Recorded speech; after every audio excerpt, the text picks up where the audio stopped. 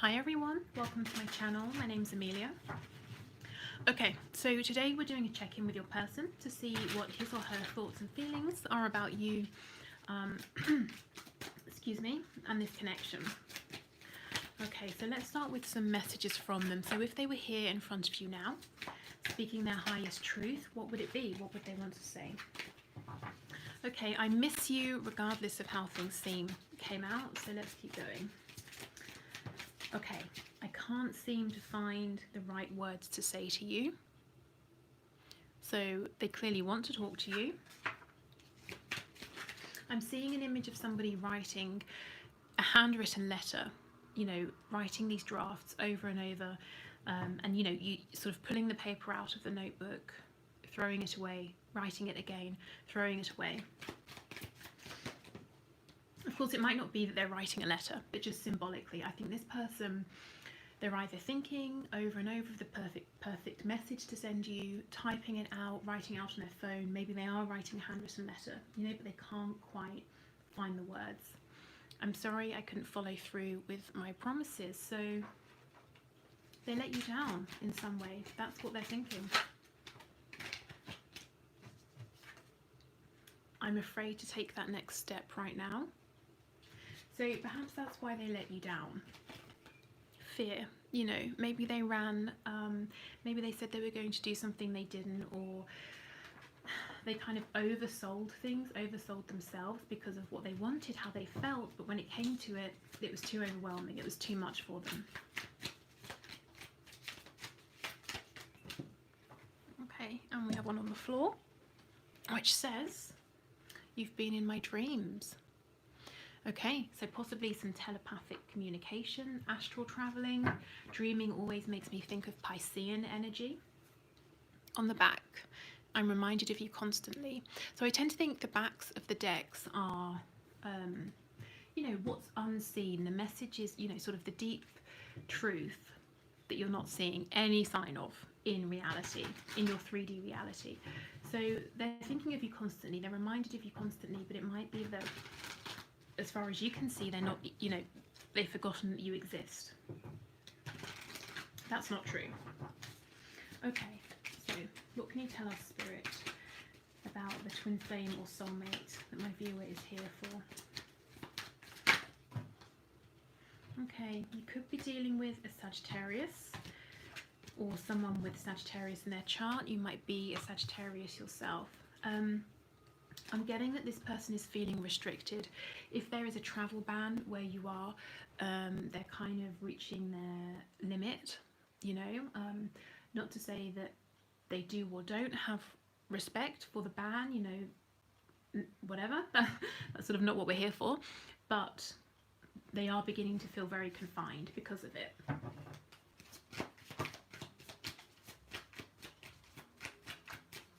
You live at a distance from this person and they used to travel to see you, or the only way you saw each other was when you were in passing, it's really getting to them that they're not able to see you in this way right now.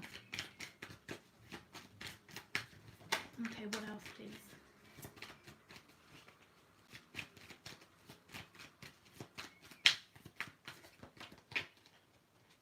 Yeah, look at this. We have the Five of Cups, we have the King of Swords.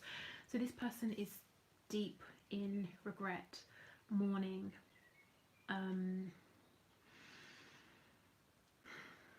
Sometimes I feel self-pity with this card, but I'm not really feeling that right now. It's an energy of knowing that something's happened here, they've messed things up. I'm getting that they weren't careful with your emotions. See how we have water that's spilt, and we also have what looks like blood. It's like they're only now realizing that these weren't just words you were saying, they weren't just gestures. Your heart, you know, you were giving yourself, you were invested here. It's deeper, it's more important, it's bigger than they realized at the time. And what I'm seeing is that there is still a chance, but they're just not seeing this clearly. We have Leo energy here. The Six of Cups in the reverse, stepping away from the past. Soulmate energy as well. Temperance, strong Sagittarius energy.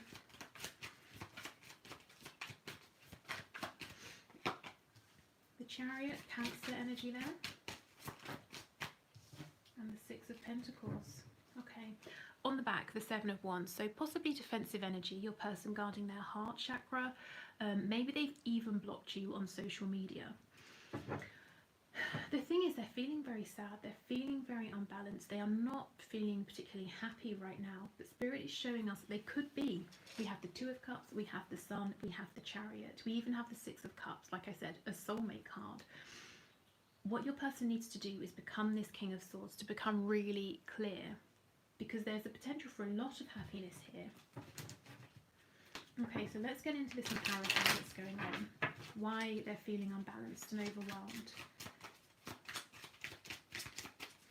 Tell us about this Knight of Wands and the Six of Cups, please. The Three of Wands, the World, Queen of Pentacles. Okay, your person jumped ahead of themselves. They tried to manifest something with you, and they may not have realized they were doing this. So how did they manifest this? Through their intention, through what they were thinking, what they were feeling. This connection came along, but they weren't ready for it. Why? Because there's something they needed to close out with the World.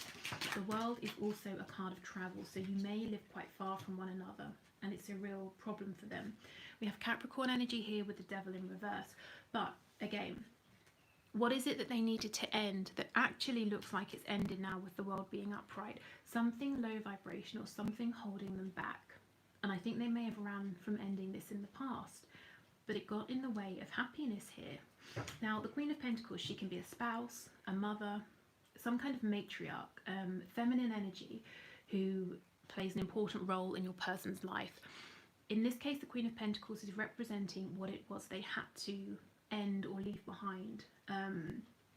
You know, maybe it was work, maybe she's the boss, maybe it was the values, expectations of their family, maybe it was literally a partner, a wife, a husband.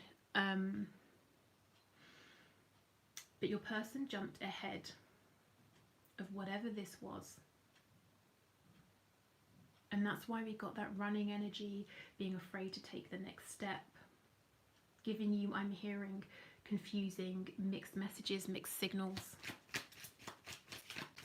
So Spirit has sent your person back to end this obstacle so that they can move forward with you. Tell us about Temperance and the Five of Cups, please. See? Yeah, the Sun. We have the Sun twice. So there could be growth here. The Sun is a twin flame card. Renewal, a rebirth. But your person just needs to see it. If you look at, I know these are different decks, but have a look at the different sort of colour schemes here. This is so bleak and dismal, and that's how your person feels at the moment, but they could have all this vibrancy and healing with you. Tell us some more, please, about these cards. The Five of Cups.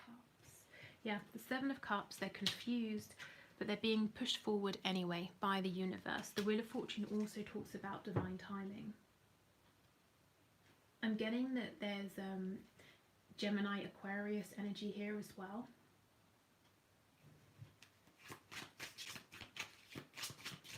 Okay. See, the Two of Cups reversed. They're not clear about the fact that this connection can be saved. Does it need some attention, some love? Yes.